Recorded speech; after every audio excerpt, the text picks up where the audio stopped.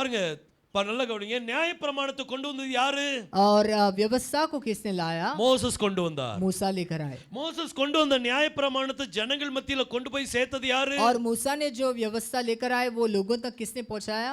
Joshua கொண்டு போனார். Joshua लेकर गए। நியாயாதிபதிகள் கொண்டு போனாங்க. न्यायाधीश जो थे लेकर गए। ராஜாக்கள் கொண்டு போனாங்க. राजा लेकर गए। தீர்க்கதரிசிகள் கொண்டு போனாங்க. और भविष्यद्वक्ता लेकर गए। ஆசாரியர்கள் கொண்டு போனாங்க. जो याजक थे वो लेकर गए। லேவியர்கள் கொண்டு போனாங்க. जो लेवी थे वो लेकर गए। பண்டிதர்கள் கொண்டு போனாங்க. जो कलाम में विद्वान थे वो लेकर இன்னும் गए। நிறைய பேர் இப்படி வேதத்தை கொண்டு போனாங்க. ऐसे बहुत से लोग जो इस व्यवस्था को लेकर गए। யெகோஷுவாவும் और यहोशुआ भी இந்த நியாயப்பிரமாணத்திலிருந்து எடுத்து தான் சொன்னார். इस व्यवस्था में से उठाकर ही बताए। நியாயப்பிரமாணம் இல்லாம எதுவுமே முடியாது. व्यवस्था को छोड़ कुछ भी नहीं हो सकता। இந்த நியாயப்பிரமாணத்துல யாரை பற்றி எழுதி இருக்குது? और ये व्यवस्था किसके बारे में लिखा है? யெகோஷுவா பற்றி எழுதி இருக்குது. वो उस यहोशुआ के विषय में लिखा ஆனா है। யெகோஷுவா வரும்போது पर जब यहोशुआ आए அவர் ஒரு பிரமாணத்தை கொண்டு வரார். वो भी एक व्यवस्था लेकर आए। அது கிருபை பிரமாணம். वो अनुग्रह की व्यवस्था है। அந்த பிரமாணம் என்ன?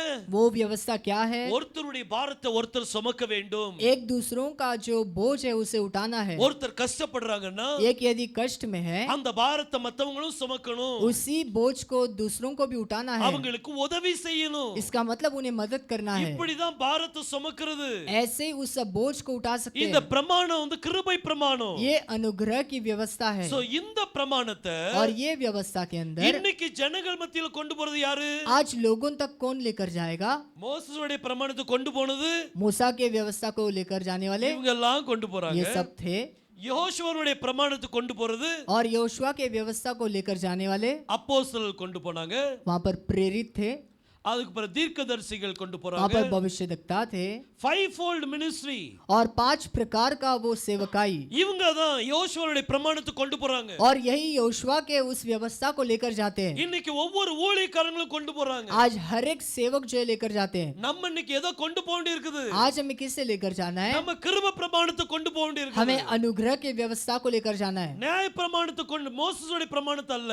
और मूसा की व्यवस्था को नहीं, நம்ம கிருபை பிரமாணத்தை கொண்டு போணும். हमें उस अनुग्रह की व्यवस्था को लेकर जाना है। நியாய பிரமாணத்தின்படி और व्यवस्था के अनुसार நீங்க பாவத்திலிருந்து அந்த அடிமைத்தலிருந்து வெளிய வர முடியாது. आप उस पाप के गुलामी के अंदर से बाहर नहीं आ ஆனா सकते। கிருபை பிரமாணத்துல पर अनुग्रह के इस व्यवस्था के अंदर பாவம் உங்களை ரூல் பண்ண முடியாது. पाप आप पर प्रभुता नहीं कर सकता। இத நல்லா புரிஞ்சுக்கிடுங்க. ये अच्छे से समझ लीजिए, ஏன்னா இதுல தான் எல்லாமே தீமை அதுல தான் இருக்குது. क्योंकि सारा थीम इसी के अंदर है। நியாய பிரமாணம் என்ன சொல்லுது? ये व्यवस्था क्या कहता है? கொலை செய்யாதிருப்பாயாக. तुझे हत्या नहीं करना है। அந்த லா வந்த பிறகுதான் ये व्यवस्था नियम आने के बाद ही ஒரு சிலவங்களுக்கு இது பாவம் போல.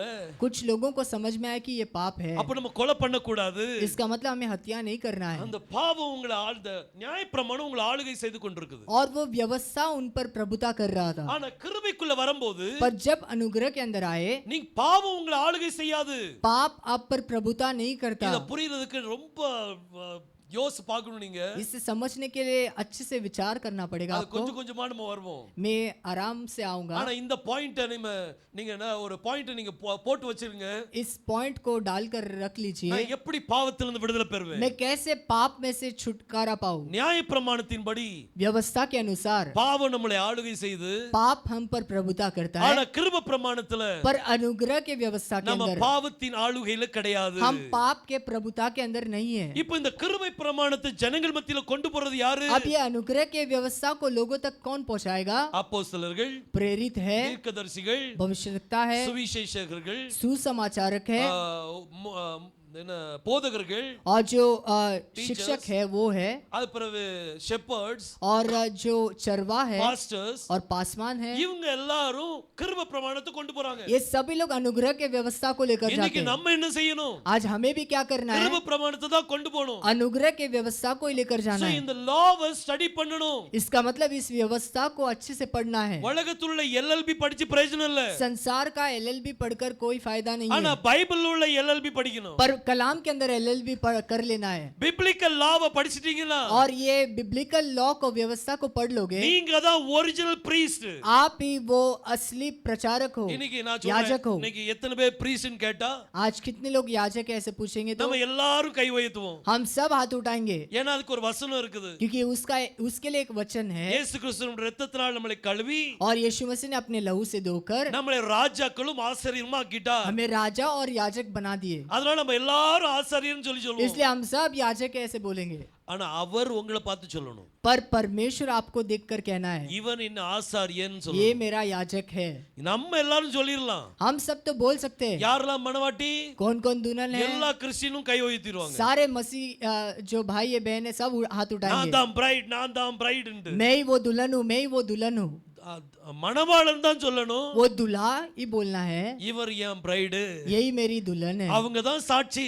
और वही एक गवाह है। அதே போல वैसे ही இன்னைக்கு நம்ம ஆசாரியுடைய பக்குவத்துக்குள்ள வரணும்னா आज याजक के उस मुकाम तक यदि पहुंचना हो तो நம்ம லாவை படிக்கணும், हमें उस व्यवस्था को सीखना होगा। வேதத்தின் லாவை படிக்கணும். कलाम के अंदर जो भी व्यवस्था है उसे सीखना है, வேதத்துல எல்எல்பி டிஎல்பி என்எல்எல்பி இருக்கோ எல்லாம் படிங்க. और कलाम के अंदर एलएलबी जो भी है सब कुछ कर लीजिए। அதுல எத்தனை பி இருக்கோ எல்லாம் படிங்க.